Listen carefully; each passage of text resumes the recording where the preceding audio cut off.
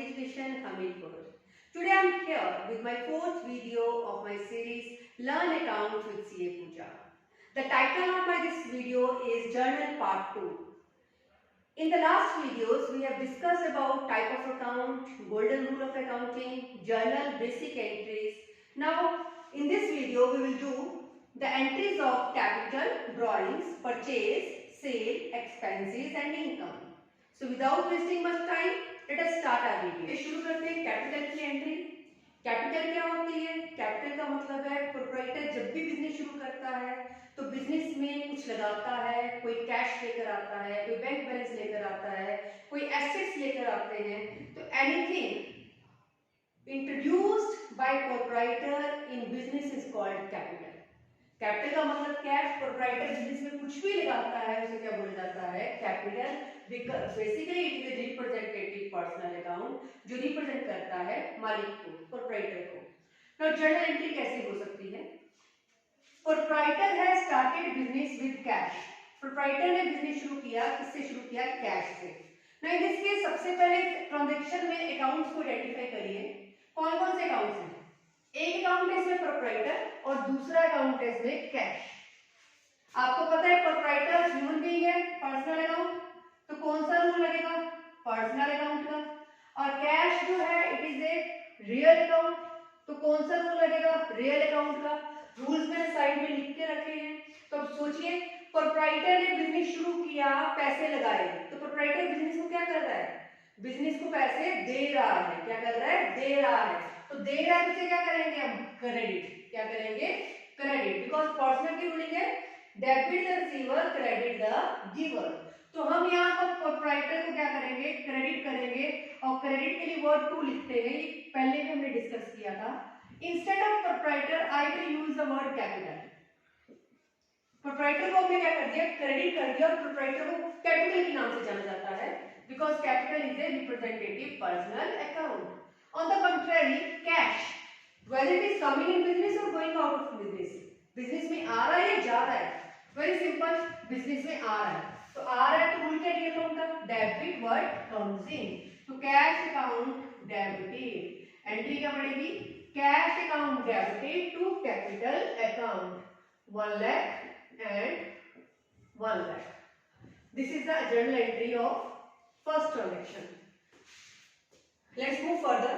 In second case, proprietor has started business with cash, building and furniture. इसमें कौन कौन से अकाउंट हैं? One is proprietor और बिजनेस में क्या आ रहा है? कैश और बिल्डिंग और फर्नीचर. तो ध्यान से देखिए चार अकाउंट्स हैं. इन चारों अकाउंट में प्रोप्राइटर जो है वो है पर्सनल अकाउंट और कैश, बिल्डिंग, फर्नीचर ये सारे क्या हैं? Real account. सारे क्या है? Real account, tangible assets. Now apply the rule. जितने भी तीनों एसेट्स हैं ये बिजनेस में आ रहे हैं तो क्या करेंगे हम? Debit. And who is giving it? कौन दे रहा है? प्रोप्राइटर. तो प्रोप्राइटर को क्या करेंगे? Credit.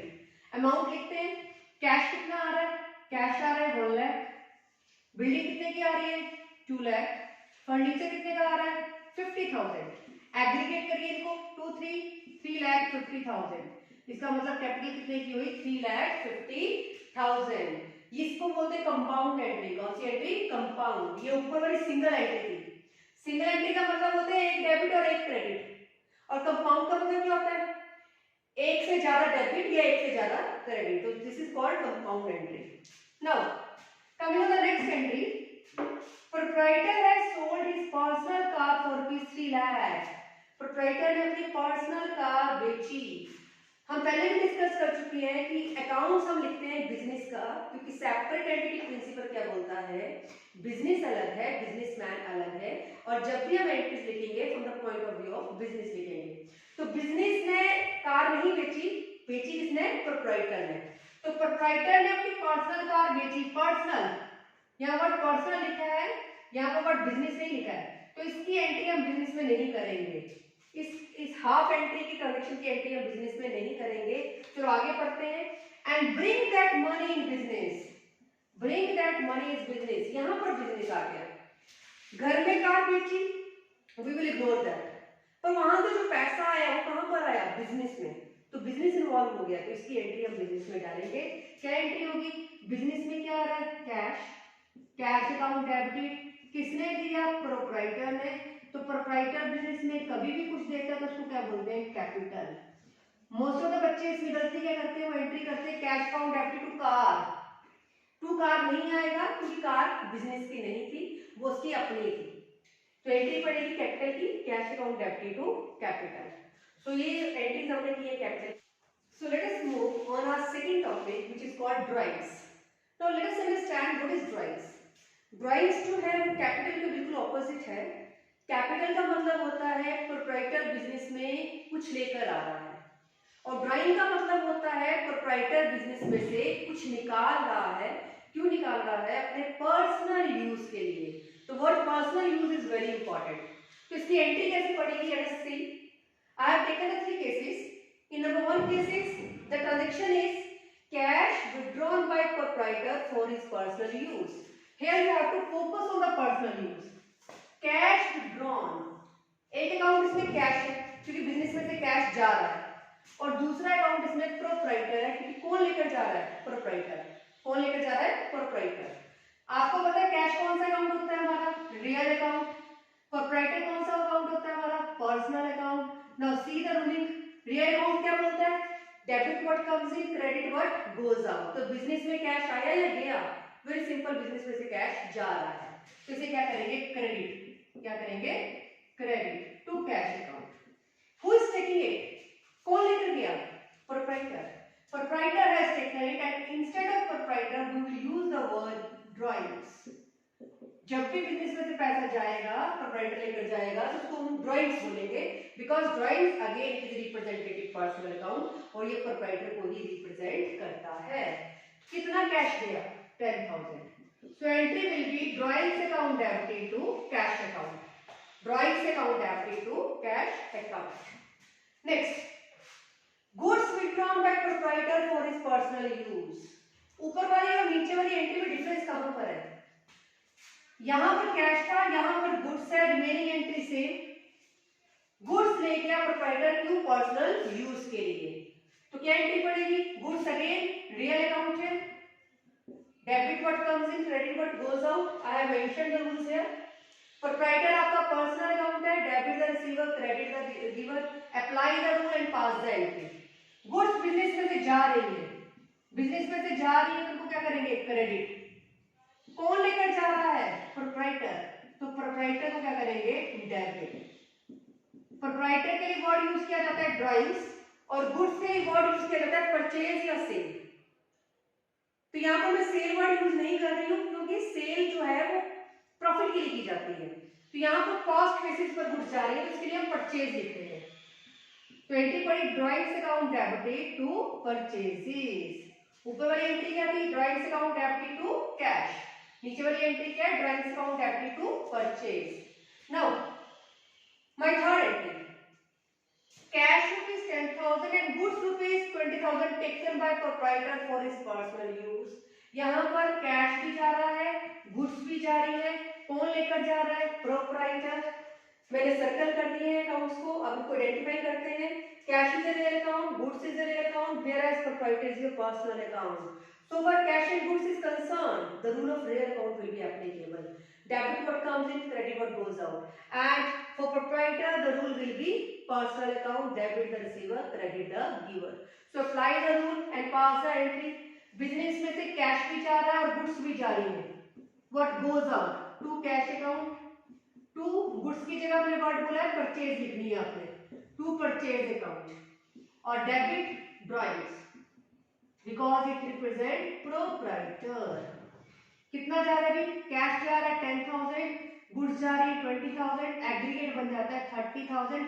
Again double entry system, every debit must be equal to credit. ये जो ऊपर वाली दो एंट्रीज की थी, they are the simple entries. एक डेबिट था और एक क्रेडिट था. और लास्ट वाली entry is called compound entry. कौन सी एंट्री? कंपाउंड एंट्री, जहां पर एक से ज्यादा डेबिट या एक से ज्यादा क्रेडिट होते हैं. तो आई होप आपको ड्राइंग भी क्लियर हो गया होगा. So I am moving towards the next topic. तो कैपिटल ड्राइंग के बाद नेक्स्ट मूव करते हैं हम परचेज की एंट्री के ऊपर. परचेज का मतलब होता है बिजनेस ने गुड्स खरीदी. बिजनेस ने गुड्स खरीदी, तो entry can be like this. First transaction, goods purchase for ₹10,000 in cash. Goods खरीदी, कितने में खरीदी? 10,000 में, और क्या दिया है? पैसा दिया है। इस केस में अकाउंट्स को आइडेंटिफाई करो, एक गुड्स और एक cash. So far as goods is concerned, it is also real account and cash is also real account. And you know the ruling is debit what comes in, credit what goes out. Business में जो आ रहा है उसे debit कर दीजिए, business में से जो जा रहा है उसे क्रेडिट कर दीजिए and pass the entry. Business में क्या आया? गुड्स आई। क्या गया? कैश गया। आया क्या? गुड्स। गुड्स के लिए वर्ड यूज करिए परचेजेस। Purchases account debited. क्या जा रहा है? Cash to cash account. Very simple, entry को क्रैम करने की जरूरत नहीं है, एंट्री को अंडरस्टैंड करिए। Purchases account debited to cash. Coming on the next topic, next entry, sorry, goods purchase for ₹10,000। Now first और सेकंड एंट्री में डिफरेंस कहां पर है? गुड्स खरीदी यहां पर भी और यहां पर भी। कितने की खरीदी? 10,000 की। बट यहां पर कैश स्पेसिफिकली गिवन था और यहां पर कैश गिवन नहीं है, यहां पर कैश है साइलेंट। साइलेंट मतलब अगर आप मार्केट से आते हो और आप बोलते हो जी मैं गुड्स खरीद के लेकर आया हूं, कितने की लेकर आया हूं? 10,000 की, तो ऑब्वियसली आप क्या लेकर आए होंगे? कैश लेकर आए होंगे। तो यहां पर कैश साइलेंट है, पर एंट्री वही है, गुड्स खरीदी किसमें खरीदी? कैश में खरीदी। तो एंट्री क्या पड़ेगी? फिर से वही सेम, गुड्स आ रही है बिजनेस में, परचेजेस अकाउंट डेबिटेड, और क्या जा रहा है? Cash to cash account. First entry में कैश डायरेक्टली गिवन था, सेकंड एंट्री में कैश को हमने एज्यूम किया है क्योंकि कैश यहाँ पर साइलेंटली गिवन है। Now coming on the third topic, third entry, goods purchase from Rajan for ₹10,000 in cash. ध्यान से पढ़िए, इस तरह की एंट्री में कौन कौन सी चीजें आ रही है? गुड्स, राजन और कैश। गुड्स खरीदी, किससे खरीदी? राजन से खरीदी, पर किसमें खरीदी? कैश में खरीदी। Always remember this thing, purchase और सेल की एंट्री में अगर पार्टी का नाम भी आ रहा है और कैश भी आ रहा है, दोबारा रिपीट कर रही हूं, परचेज या सेल की ट्रांजैक्शन में पार्टी का नाम भी आ रहा है और कैश भी आ रहा है, इन दिस केस पार्टी को हमेशा क्या करिए? इग्नोर करिए। क्या करिए? इग्नोर। क्यों? क्योंकि हम पैसा दे आए हैं, जब पैसा दे दिया है तो पार्टी को याद रखने की जरूरत नहीं है। तो entry will be again same, purchases account debited to cash. Goods आई, कैश गया, सिंपल एंट्री पास कर दीजिए। राजन को याद करने की जरूरत नहीं है, क्यों? क्योंकि हमने उसको कैश दे दिया है। Now last entry, goods purchase from Rajan. Goods खरीदी, किससे खरीदी? राजन से। गुड्स खरीदी, किससे खरीदी? राजन से। सेम यहां पर क्या है? एक गुड्स और एक राजन, यहां पर कैश इज नॉट गिवन। मैं गुड्स खरीद के लेकर आई हूं, राजन से खरीद के लेकर आई हूं, पर ये कहीं नहीं बताया है कि राजन को पैसा दिया है या नहीं दिया है। तो इसमें रूल क्या एप्लीकेबल है कि जब अकेली पार्टी का नाम गिवन होता है तो वो हमेशा क्रेडिट ट्रांजैक्शन होती है। कौन सी ट्रांजैक्शन होती है? Credit transaction. What is credit transaction means? उधार मनी, उधार। तो इसका मतलब मैं चीजें उससे उधार में खरीद के लेकर आई हूँ। तो यहाँ पर एंट्री क्या पड़ेगी? यहाँ पर एंट्री पड़ेगी, गुड्स आ रही है, परचेजेस अकाउंट डेबिटेड करिए and Rajan is the giver, Rajan को क्रेडिट करिए। गुड्स आ रही हैं और Rajan is the giver, Rajan को क्रेडिट करिए, और बेसिकली वो आपका क्रेडिटर बन रहा है। यहाँ पर वो आपका सप्लायर है, वो आपका क्रेडिटर बन रहा है क्योंकि इसको अभी आपने पैसा देना है। तो ये चारों एंट्रीज हमने क्लियर की है। पहली एंट्री में कैश डायरेक्टली गिवन था, दूसरी में साइलेंट था, तीसरी में पार्टी का नाम भी था, कैश भी था, पार्टी को हमने इग्नोर कर दिया, और फोर्थ एंट्री हमारी थी उधार वाली ट्रांजैक्शन, जिसको बोलते हैं credit transaction. So this is all about purchases. Now my next entry is related with sales. Purchase का बिल्कुल ऑपोजिट है। परचेज का मतलब होता है गुड्स खरीदना और सेल्स का मतलब होता है गुड्स बेचना। बिजनेस ने गुड्स बेची। नाउ बिजनेस ने गुड्स बेची, एंट्री कैसे हो सकती है? पहली entry, goods sold for ₹5,000 in cash. Goods बेची, किसमें बेची? कैश में बेची। नाउ सी हियर आपके अकाउंट कौन कौन से हैं? One goods and second is cash. One is goods and second is cash and both are real account. दोनों कौन से अकाउंट है? Real account. और आपको पता है रियल के ऊपर रूलिंग क्या चलती है? Debit what comes in, credit what goes out. तो सिंपली पास कर दीजिए एंट्री। जो आया उसे डेबिट करिए, जो जा रहा है उसे क्रेडिट करिए। तो बताइए अगर आप गुड्स बेचेंगे तो क्या जा रहा है, गुड्स, क्या आ रहा है, कैश, तो cash is coming in, cash account debited, और गुड्स जा रही है, जब जा रही है तो उसको लिखेंगे sales, cash account debited to sales, cash account debited to sales, clear? Debit word comes in, credit word goes out. Now coming on the second topic, second entry, goods sold for rupees 5,000. See the difference? पहली और दूसरी entry में difference कहाँ है? Goods बेची 5,000 की बेची, goods बेची 5,000 की बेची। यहाँ पर कैश डायरेक्टली गिवन था, यहाँ पर कैश जो है वो साइलेंट है। कैश क्या है, साइलेंट। हमने परचेज की एंट्री में भी पढ़ा था ये चीज, कैश गिवन नहीं है पर अज्यूम किया जाएगा गुड्स बेची है तो ऑब्वियसली किसमें बेची होगी, कैश में बेची होगी। Entry will be again same, cash is coming in so debited and goods are going out so credited. Cash account debited to sales, cash account debited to sales, both are having same entry because here cash is directly given and here cash is assumed. Number 3, goods बेची, किसको बेची, रवि को, कितने में बेची, 5,000 में, और cash भी ले लिया है। तो हमने रूल पढ़ा था कि जब भी परचेज और सेल की ट्रांजैक्शन में पार्टी का नाम भी दिया होता है और कैश भी दिया होता है तो हम क्या करते हैं, हम पार्टी के नाम को इग्नोर करते हैं। क्या करते हैं, इग्नोर। क्यों, क्योंकि जो व्यक्ति हमें पैसे ऑलरेडी दे चुका है तो हम उसको याद नहीं रखेंगे। तो in this case entry again same, cash is coming in business, cash account debited to sales 5,000। यहाँ पे बच्चा गलती से रवि लिख देता है, रवि नहीं लिखना है क्योंकि वो रवि जो है वो आपके पैसे दे गया है इसलिए वो आपका डेटर नहीं है। नाउ लास्ट एंट्री, गुड्स बेची, किसको बेची, राम को बेची या रवि को बेची, व्हाटएवर जो भी है, कितने की बेची, 5,000 में बेची। अब यहाँ पर कैश गिवन नहीं है, यहाँ पर कैश गिवन नहीं है तो ये कौन सी ट्रांजैक्शन है, क्रेडिट की। क्रेडिट हियर मींस उधार वाली ट्रांजैक्शन। कौन सी ट्रांजैक्शन, उधार वाली। तो इसमें एंट्री क्या पास होगी, goods are going out, real account credit करो टू सेल्स, और रवि इज ए, रवि और राम, रवि लिख देती हूं सिंपल, रवि क्या है आपका पर्सनल अकाउंट है, उसमें रवि के चलेगी, डेबिट द रिसीवर, वो आपकी गुड्स ले रहा है तो एंट्री पड़ेगी Ravi account debited, Ravi account debited to sales account. Ravi आपका यहाँ पर क्या बन गया है, डेटर। डेटर मतलब जिससे बिजनेस में पैसे लेने हैं। तो ये एंट्री से 4 डिफरेंट केसेस से, सिनेरियो से जो सेल की एंट्री हमें आ सकती है। Now we will discuss our next entry, expenses. Expenses हमने पहले भी डिस्कस किया था। एक्सपेंसेस का मतलब होता है एक्सपायर्ड कॉस्ट, वो वाला खर्चा जो जल्दी एक्सपायर हो जाता है और बार बार आपको करना पड़ता है, रेकरिंग नेचर का खर्चा, लाइक आपकी बिल्डिंग का रेंट हर महीने आ जाता है, एम्प्लॉइज की सैलरी हर महीने देनी पड़ती है, स्टेशनरी का खर्चा जल्दी कंज्यूम हो जाती है, इलेक्ट्रिसिटी यूज कर रहे हैं तो इलेक्ट्रिसिटी का बिल, टेलीफोन यूज कर रहे हैं तो टेलीफोन का bill, any expenses which are of recurring nature और कॉल्ड एक्सपेंसेस। तो एक्सपेंसेस के लिए एंट्री कैसे पास करते हैं, पहली एंट्री में ली है सैलरी, एक्सपेंस की जगह मैंने वर्ड यहाँ पर सैलरी दिया है, आप सैलरी, रेंट, स्टेशनरी कुछ भी ले सकते हो, entry will B same. Salary paid in cash ₹2000, accounts को आइडेंटिफाई करिए, सैलरी और कैश, एक सैलरी और एक cash. Now salary here is nominal account, क्या है ये, नॉमिनल अकाउंट, और नॉमिनल मीनिंग क्या है, डेबिट और एक्सपेंसेस एंड लॉसेस, क्रेडिट और इनकम्स एंड गेन। वो एक्सपेंस है ये इनकम है, एक्सपेंस है, एक्सपेंस है तो उसको क्या करेंगे, डेबिट करेंगे, क्या करेंगे, डेबिट।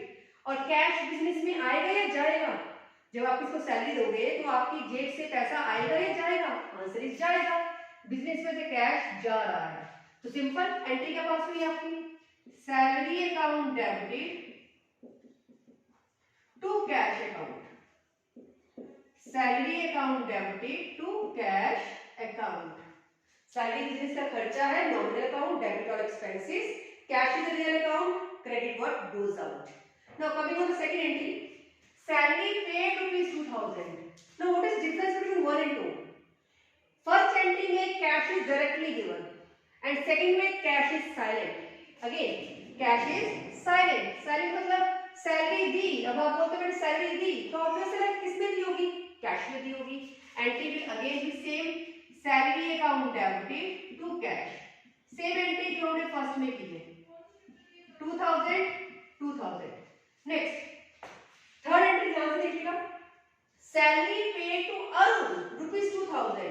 यहां पर सैलरी भी है, पेड का मतलब कैश भी है, और अरुण पार्टी का नाम भी है, अरुण पार्टी का नाम भी है।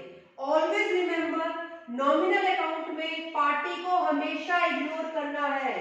ऑलवेज रिमेंबर नॉमिनल अकाउंट में पार्टी को हमेशा क्या करना है, इग्नोर करके चलना है, पार्टी का नाम नहीं आएगा। तो एंट्री क्या पड़ेगी, फिर से वही, सैलरी बिजनेस का खर्चा है, डेबिट कर दीजिए, और कैश जा रहा है, क्रेडिट कर दीजिए। अरुण को कहीं पर आपने याद नहीं रखना है, because it is a transaction of nominal account, और नॉमिनल अकाउंट पार्टी को इग्नोर किया जाता है, और स्टूडेंट ऑलमोस्ट इसमें गलती करते हैं। Next last very interesting, salary due but not paid, what does it mean? Salary due हो चुकी है, मतलब सैलरी हमारा खर्चा है, खर्चा है तो डेबिट करेंगे, डेबिट और एक्सपेंसेस। ड्यू का मतलब पर्सन ने आपके अंदर काम कर दिया है, अब आपको सैलरी देनी ही पड़ेगी, आपका ये खर्चा है, ड्यू हो चुका है, इसका मतलब उसे डेबिट करिए। But not paid, but not paid, not paid का मतलब कैश तो गया ही नहीं। अगर कैश नहीं गया है तो उसकी जगह एक नया अकाउंट खोल दिया जाएगा, उस अकाउंट को बोला जाएगा टू आउटस्टैंडिंग सैलरी। कौन सी सैलरी? Outstanding salary. तो एंट्री बढ़ेगी, salary account debited to outstanding salary. Basically it is adjustment entry. Adjustment entry मतलब साल की एंट्री पड़ती है। Salary account debited to outstanding salary मतलब सैलरी खर्चा है पर अभी तक दिया नहीं है, तो आउटस्टैंडिंग सैलरी हमारी क्या होती है? लायबिलिटी होती है। लायबिलिटी का मतलब हमें देनी पड़ेगी, ये बैलेंस शीट में हमारी लायबिलिटी साइड अपीयर करती है। तो ये चार केसेस थे आपके खर्चों के।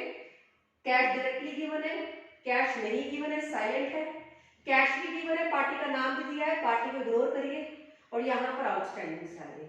I hope the topic is very much clear. So let's move further for the next entry, and next entry will be related with incomes. Income is opposite of expense. Expense का मतलब होता है आपका खर्च, income का मतलब होता है आपकी आय। बिजनेस को कोई भी इनकम हो रही है तो उसे आय कहा जाता है। Now let us move. First entry, interest received in cash. Interest received in cash.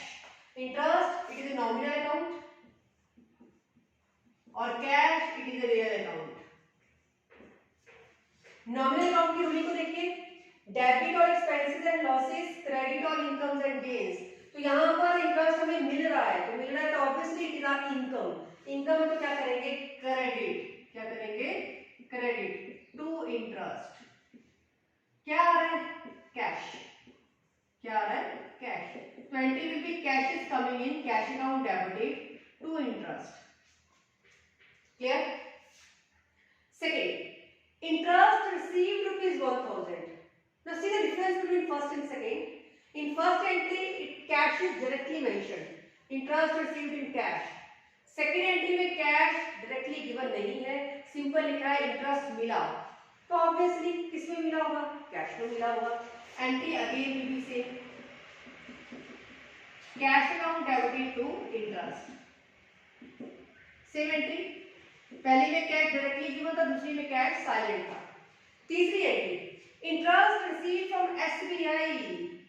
Interest मिला, किससे मिला? एसबीआई से मिला, राइट? तो कैश भी है, इंटरेस्ट भी है, पार्टी का नाम भी दिया है, और मैंने पीछे ही कहा था नॉमिनल अकाउंट में पार्टी को हमेशा क्या करना है? इग्नोर करना है। क्या करना है? इग्नोर। तो पार्टी को इग्नोर कर दीजिए। Entry will again be simple, cash account debited to interest. Cash is a real account, interest is a nominal account. Apply the rule and entry will be there. Your last entry, interest due but not received. What does it mean? Interest due, due हो चुका है मतलब it is my income. It is my income. तो income है तो उसको मैं क्या करूँगी? क्रेडिट करूँगी। क्या करूँगी? क्रेडिट. But not received. मिला नहीं है। अगर मिल जाता तो कैश आ जाता, नहीं मिला है तो हम क्या करेंगे? हम एक नया अकाउंट खोल देंगे, उस अकाउंट को कहा जाएगा एक्रूड इंटरेस्ट। कौन सा interest? Accrued interest. Accrued interest. 20 पढ़ेंगे accrued interest account debit to interest. Accrued interest here it is my asset, मैंने किसी से पैसा लेना है, ये कहां पर दिखेगा? बैलेंस शीट में। कहां पर दिखेगा? बैलेंस शीट में। यहाँ पर मैं अपना टॉपिक खत्म कर रही हूँ, ये वीडियो खत्म कर रही हूँ, पर अभी जर्नल खत्म नहीं हुआ है। जर्नल की एक और वीडियो बनेगी, इसको कहा जाएगा journal part 3। Till that good bye. अगर मेरा वीडियो अच्छा लगे तो प्लीज लाइक करिए, सब्सक्राइब करिए और शेयर करिए, और अगर आप कुछ मुझसे पूछना चाहते हैं तो कमेंट करिए। Okay bye.